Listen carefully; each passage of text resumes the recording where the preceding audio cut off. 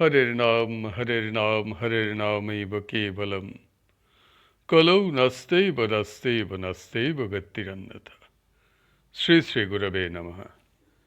प्रेम भक्ति प्रदातारं आनंदानंदवर्धनम स्वर्णमयी सुतं वंदे जोगमाया मनोहरम विजयवल्लभां देवीं विजयानंदवर्धिनीं सदानंदमयीं साध्यीं যোগমায়াং নমাম্যহম। প্রয়াগ কুম্ভ মেলায় শ্রী শ্রী গোসাইজির গমন ও অবস্থান নামক প্রসঙ্গটির আজ চতুর্থ পর্ব। শ্রী শ্রী সদ্গুরু সঙ্গ গ্রন্থ হতে আমরা এই প্রসঙ্গটি আস্বাদন করিতেছি। আজ প্রথম প্রসঙ্গ, প্রয়াগে কুম্ভ মেলার উৎপত্তি আমরা আস্বাদন করব। সকালে চা সেবার পর নিয়মিত পাঠ হইল। গুরু ভ্রাতারাও সকলে ঠাকুরকে মকর স্নান ও কুম্ভ মেলা সম্বন্ধে বিবিধ প্রশ্ন করিতে লাগিলেন। ঠাকুর বহুক্ষণ ওসব বিষয়ে বলিলেন। শুনিলাম পুরাকালে এই ত্রিবেণী সঙ্গমে প্রয়াগধামে মহর্ষি ভরদ্বাজের আশ্রম ছিল। প্রতি বৎসর মকর সংক্রান্তিতে ভারতবর্ষের ঋষি মুনিগণ এই আশ্রমে সমবেত হইতেন এবং ত্রিবেণী সঙ্গমে স্নান করিয়া সমস্ত মাঘ মাস নিয়ম নিষ্ঠার সহিত কল্পবাস করিতেন। তাহারা প্রত্যহ অনুদয়ে গঙ্গা স্নান, অক্ষয় বট দর্শন ও ভগবানের পূজা অর্চনা ধ্যান ধারণায় নিমগ্ন থাকিতেন। সময় সময় তাহারা সকলে মিলিত হইয়া জ্ঞান, ভক্তি, বৈরাগ্য ও বিবিধ তত্ত্ব সম্বন্ধে আলোচনা করিতেন। ধর্মবিধি প্রবর্তন ও ভগবৎ গুণ ও কীর্তন করিয়া পরম আনন্দে কাটাইতেন। হিন্দু শাস্ত্র মতে মাঘ মাসে প্রয়াগে কল্পবাস বিশেষ পুণ্যজনক। এই কল্পবাস হইতেই সাধু সজ্জন সন্ন্যাসীগণের মহাসম্মিলন। এই মহাসম্মিলনী কুম্ভ মেলা। কুম্ভ মেলা প্রতি ৩ বছর অন্তর হরিদ্বারে ও প্রয়াগে হইয়া থাকে এবং প্রতি ১২ বছর অন্তর নাসিকে ও উজ্জয়িনীতে হইয়া থাকে। ভারতবর্ষের সমস্ত সম্প্রদায়ের ধর্মার্থীগণই এই মেলায় কুম্ভযোগে উপস্থিত হন। সুতরাং ১২ বৎসর অন্তর অন্তর প্রত্যেকটি স্থানে পূর্ণ কুম্ভ হইয়া থাকে। এই মেলায় সাধু সন্ন্যাসীগণের এমনই অদ্ভুত ও বিরাট সমাবেশ হয় যে তাহা প্রত্যক্ষ না করিলে কল্পনা করা যায় না। এবার ৩-৪টি ঋষি প্রতিম বহু প্রাচীন মহাপুরুষ মেলায় থাকিবেন। পূর্বেই প্রচার হইয়াছিল, তাই তাঁদেরই কৃপায় মেলা এত বৃহৎ হইয়াছে। যুদ্ধ বিগ্রহের কথা ছাড়িয়া দিলে এরূপ জনসমাগম পৃথিবীতে অন্য কোনো মেলায় হইয়াছে বলিয়া শোনা যায় না। সাধু দর্শন, ধর্মোপদেশ গ্রহণ, সাধন ভজন ও স্নান তর্পণাদিতে পুণ্য অর্জনই এই মেলার মুখ্য উদ্দেশ্য। কত ধ্যানী, কত জ্ঞানী, কত কর্মী এবং কত সিদ্ধ, মহাসিদ্ধ, মহাত্মা, মহাপুরুষ যে এ মেলায় এবার আসিয়াছেন তা বলা যায় না। তাহা ছাড়া যত প্রকার আধুনিক ধর্ম ও উপধর্মের অনুষ্ঠান বর্তমানে ভারতবর্ষে রহিয়া আছে, অনুসন্ধান করিলে সে সকল সম্প্রদায়ের সিদ্ধ পুরুষগণের সাক্ষাৎকারও এই কুম্ভ মেলায় লাভ হয়। আশ্চর্যের বিষয় এই যে ৫-৭ হাজার লোক একটি স্থানে মিলিত হইলে তাহাদের ভিতরে কত প্রকার বাদ, বিসংবাদ, অশান্তি, উদ্বেগ উপস্থিত হয়। আর এই মহামেলায় বহু লক্ষ লোকের নিয়ত দীর্ঘকাল একই স্থানে থাকায় কোনো প্রকার অভাব অসুবিধা নাই, বাক বিতণ্ডা নাই, গোলমাল কোলাহল নাই। ভগবৎ প্রসঙ্গে ও সাধন ভজনে নিবিষ্ট থাকিয়া তাহারা পরম আনন্দে দিবস ও যামিনী অতিবাহিত করিতেছেন। ভাবিলে বিস্ময়ে স্তম্ভিত হইতে হয়। কৈলাস, বৈকুণ্ঠ, গোলক, বৃন্দাবন কিনা জানি না, তবে পৃথিবীতে এমন আনন্দের স্থান কল্পনা করা মনুষ্য জীবনে অসাধ্য। জয় গুরুদেব, তোমার ভক্তগণের সঙ্গ ও তাহাদের পদধূলি মস্তকে ধারণ করিয়াই যেন এই জীবন শেষ হয়। এখন আমরা পরবর্তী প্রসঙ্গ ছোট কাঠিয়া বাবা দর্শন আস্বাদন করিব। প্রয়াগধামে কুম্ভ মেলায় ঠাকুর মাসাধিক কাল চড়াতে বাস করিলেন।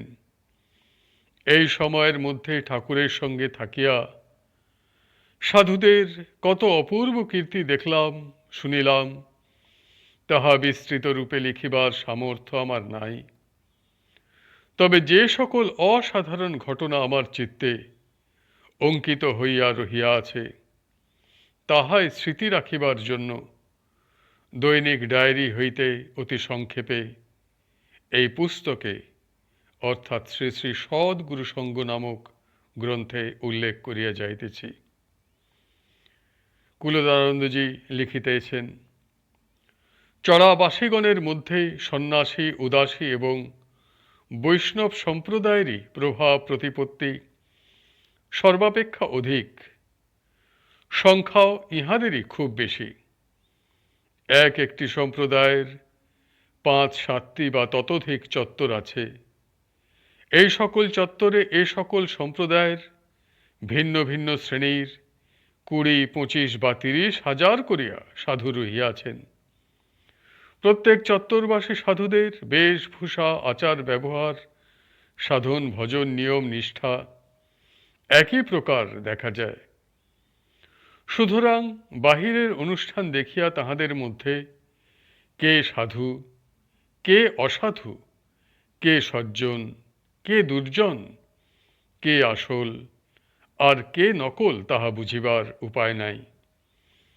কম করেও ৯-১০ লক্ষ সাধুর মধ্যে কয়টি সাধুর সঙ্গ আমরা করিতে পারি?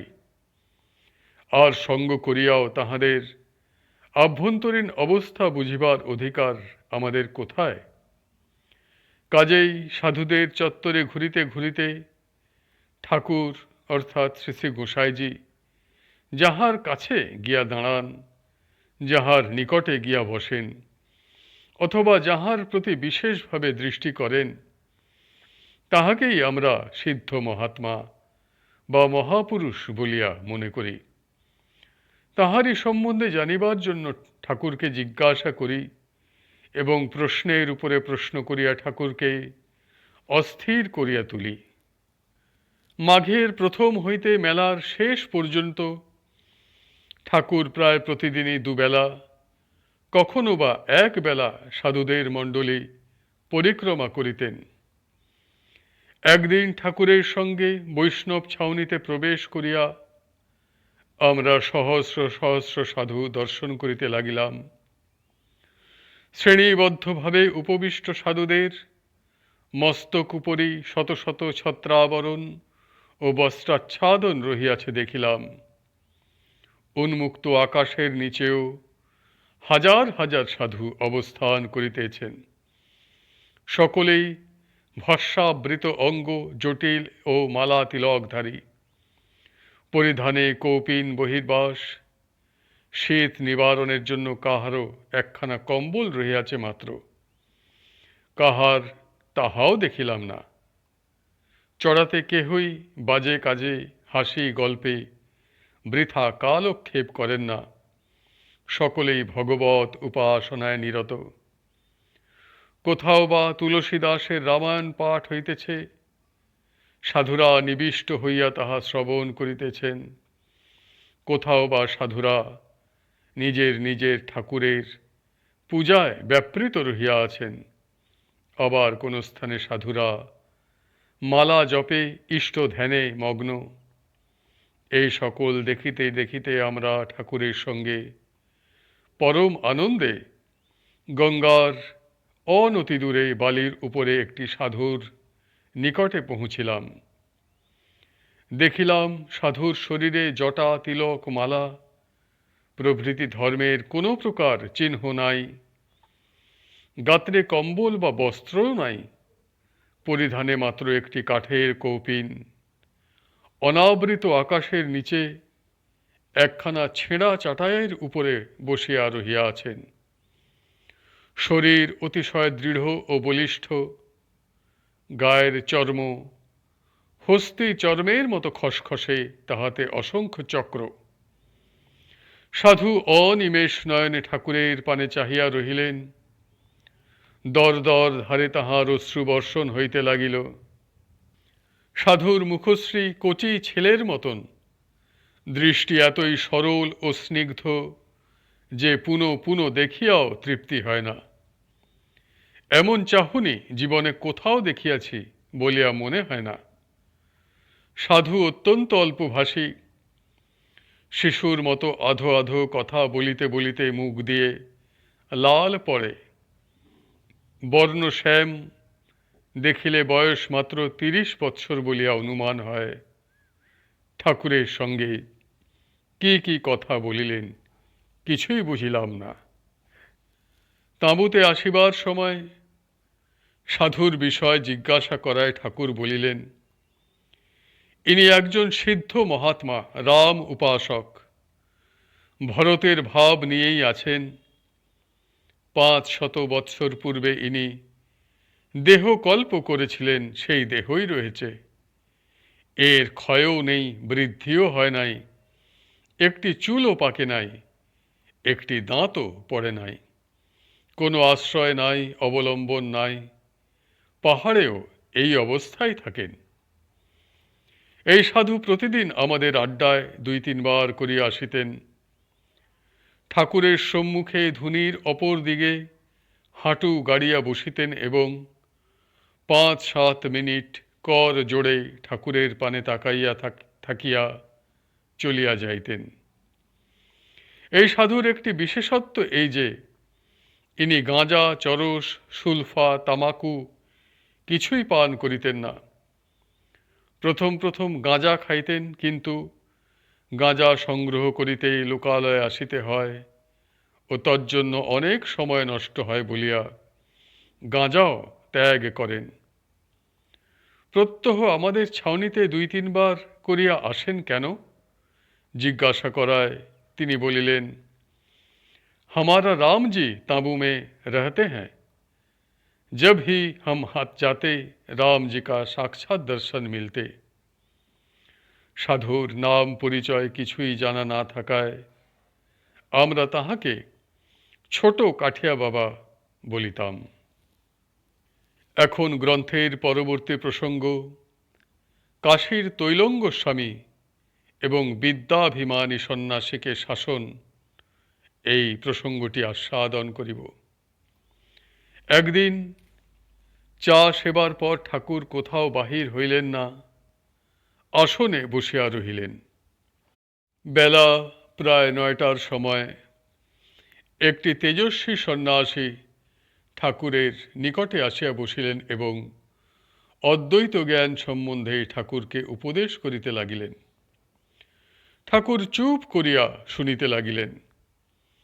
সন্ন্যাসী মহাপণ্ডিত, সমস্ত দর্শন ও বেদ উপনিষদ আদি তাহার কণ্ঠস্থ। ঠাকুর নিয়ত সমাধিতে থাকেন, ইহা পূর্বেই বোধহয় তিনি শুনিয়া আছেন। ঠাকুরের সমাধি যে শ্রেষ্ঠ সমাধি নয়, তাহা তিনি শাস্ত্র প্রমাণ দ্বারা বুঝাইতে লাগিলেন এবং কত প্রকার জ্ঞানের উপদেশ করিতে আরম্ভ করিলেন। এই সময় ১৫-১৬ বৎসরের একটি হিন্দুস্তানি গৈরিক কৌপিন বহির্বাসধারী বালক ঠাকুরের কিঞ্চিত ব্যবধানে চুপ করিয়া বসিয়াছিলেন। তিনি শুনিয়া শুনিয়া সন্ন্যাসীকে ধমক দিয়া বলিলেন, এই যে किसको शास्त्र बतलाते हो? आप चुप रहो। शास्त्र आप कुछ नहीं जानते हैं। সন্ন্যাসী তখন একটু উত্তেজিত হইয়া বলিলেন, क्या कहते हो? हम शास्त्र नहीं जानता है? तुमने शास्त्र कुछ पढ़ा है? তখন বালক उत्तर दिल, ओ बात क्या पूछते? क्या आप देखता नहीं है कि हम ब्राह्मण हैं? सब शास्त्र तो हमारा कंठस्थ है। সন্ন্যাসী তখন নিজের কথা প্রমাণের জন্য শাস্ত্রবচন আওড়াইতে লাগিলেন।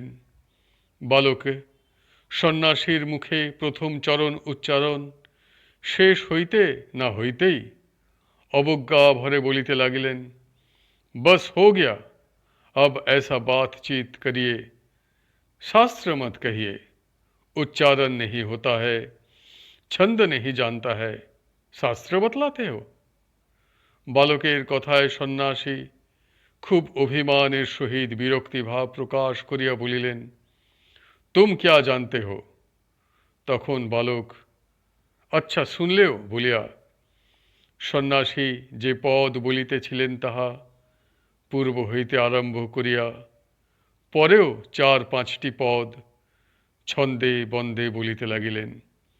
সন্ন্যাসী তখন 3-4টি পদ ভিন্ন ভিন্ন শাস্ত্র হইতে তুলিয়া তার কথা প্রতিপন্ন করিতে চেষ্টা করিলেন, কিন্তু বালক প্রত্যেকটি শ্লোক উচ্চারণের সঙ্গে সঙ্গেই ধমক দিয়া ঠিক नहीं होता है, ভুল हो रहा है বলিয়া সে সকল বচনের আদ্যান্ত বলিতে লাগিলেন। তখন সন্ন্যাসী শুনিয়া নিষ্প্রভ হইলেন। বালক তখন সমাধির যত প্রকার অবস্থা হইয়া থাকে শাস্ত্রাদি হইতে বলিতে আরম্ভ করিলেন। অবশেষে বলিলেন, ইনি যে অবস্থায় রহিয়াছেন মনুষ্যদেহে ইহার উপরের অবস্থা লাভ হয় না। গো শৃঙ্গে সর্ষপ দানা যতটুকু সময় থাকিতে পারে সেই সময়ের জন্য ওই সমাধি লাভ হইলে দেহ ছুটিয়া যায়, সেই সমাধিও ইহার আয়ত্ত, কিন্তু দেহ থাকিবে না বলিয়া তাহাতে ইচ্ছাপূর্বক অবস্থান করিতেছেন না। বালকের এই কথা শুনিয়া সন্ন্যাসী অবাক, তাবুস্থ সকলেই স্তম্ভিত। সন্ন্যাসী বিস্ময়ের সহিত বালকটির দিকে কিছুক্ষণ তাকাইয়া থাকিয়া বিনা বাক্য ব্যয়ে চলিয়া গেলেন। ঠাকুর বালকটিকে প্রণাম করিয়া সম্মুখে বসিতে অনুরোধ করিলেন। বালকটি ধুনির সম্মুখে বসিলেন। ঠাকুর তাহাকে কি জিজ্ঞাসা করিলেন বুঝিলাম না। बालक बोलिल, और 2 दफे होने से यही देह छूट जाएगा, तब तो आनंद। बालकेर हाथ पायर गड़न एकटू लम्बा, तेजपूर्ण कलेबर बर्ण गौर, मुखश्री प्रफुल्ल ओ तेजपूर्ण, चक्षु असाधारण उज्ज्वल, परिधाने গৈরিক কৌপিন বহির্বাস, ললাটে ত্রিপুণ্ড, শরীর সুস্থ ও বলিষ্ঠ, দর্শন বড়ই মধুর। প্রায় আধ ঘণ্টা কাল ঠাকুরের নিকটে বসিয়া কত কি বলিয়া চলিয়া গেলেন, আর তাহাকে চড়ায় দেখিতে পায় নাই। বালক চলিয়া গেলে পরে ঠাকুরকে তাহার পরিচয় জিজ্ঞাসা করিলাম।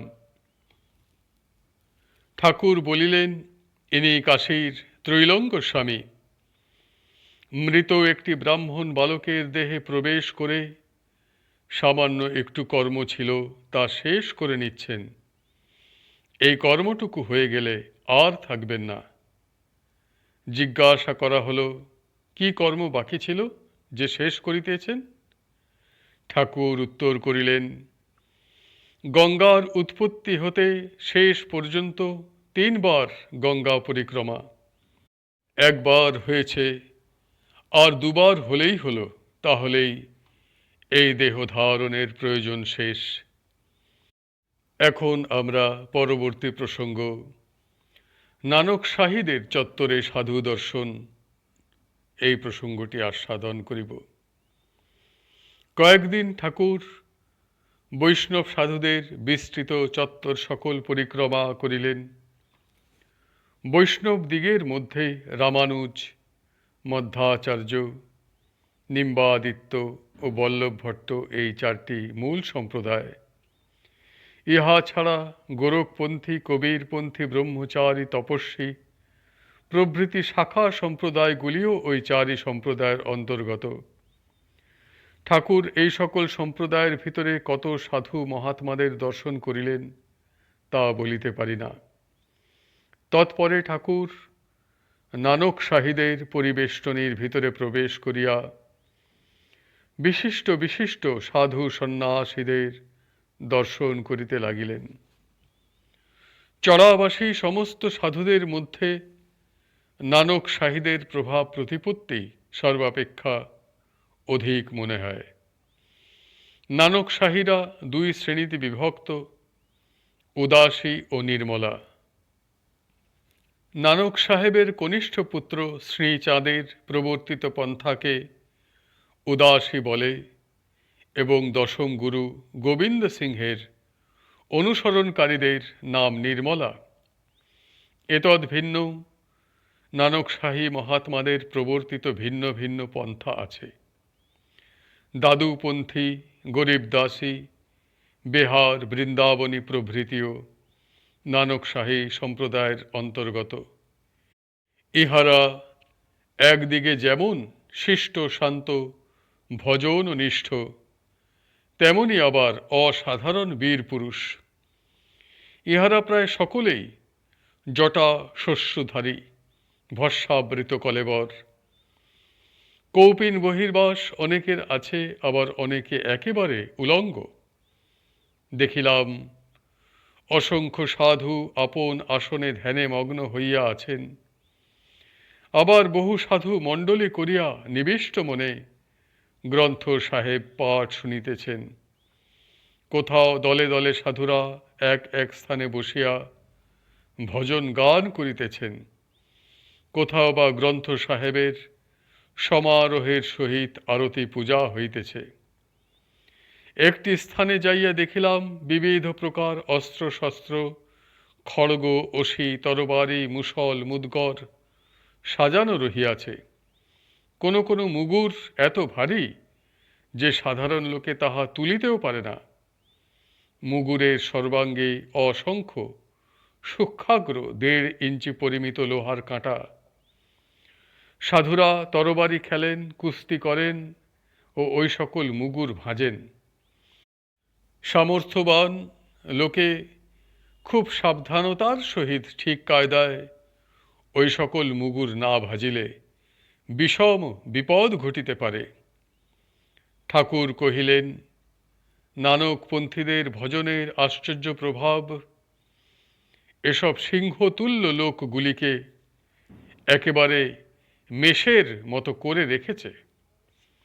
শাখা ভেদে এই সকল সাধুদের মধ্যে মতের ও ভাবের কিঞ্চিত পার্থক্য থাকিলেও সাধারণ বেশভূষা, আচার ব্যবহার প্রায় সকলেরই একরূপ। কিন্তু মহান্তদের চাল চলন, সাজ সজ্জা স্বতন্ত্র প্রকার। উহা দেখিলে বিস্মিত হইতে হয়। মনে হয় রাজা মহারাজারাও ইহাদের সম্মুখীন হইতে সংকোচ বোধ করে। আশ্চর্যের বিষয় এই যে প্রয়োজন হইলে এই সকল মহান্তেরাও আড়ম্বর ত্যাগ করিয়া সাধারণের মতো সমস্ত কার্যই করিয়া থাকেন। নানক শাহীদের মধ্যে শ্রীযুক্ত কেশবানন্দ মহান্তের প্রভাবই সর্বাপেক্ষা অধিক। বহু সহস্র সাধু তাহার তামুতে পরিতোষপূর্বক ভোজন পায়। অন্যান্য চত্বরেও কেশবানন্দের সদাব্রত নিয়তই চলিতেছে। মহান্ত করণ দাস আর 10 জনের মতো খুব সাধারণভাবেই থাকেন। তাহাকে মহান্ত বলিয়া বুঝিবার উপায় নেই, কিন্তু ইহার চত্বরেও প্রত্যহ বহু সহস্র সাধু প্রচুর পরিমাণে ধুনির কাঠ ও আহার পাইয়া থাকেন। নাগা সন্ন্যাসীদের চত্বরে 10-12টি বড় বড় তাঁবু খাটানো রহিয়াছে দেখিলাম। 5-7 দিন আমরা নানক সাহিদের চত্বরে ঘুরিয়া ঘুরিয়া অসংখ্য সাধু দর্শন করিলাম। সকল সাধু সন্ন্যাসীরাই ঠাকুরকে খুব শ্রদ্ধা ভক্তি করিলেন।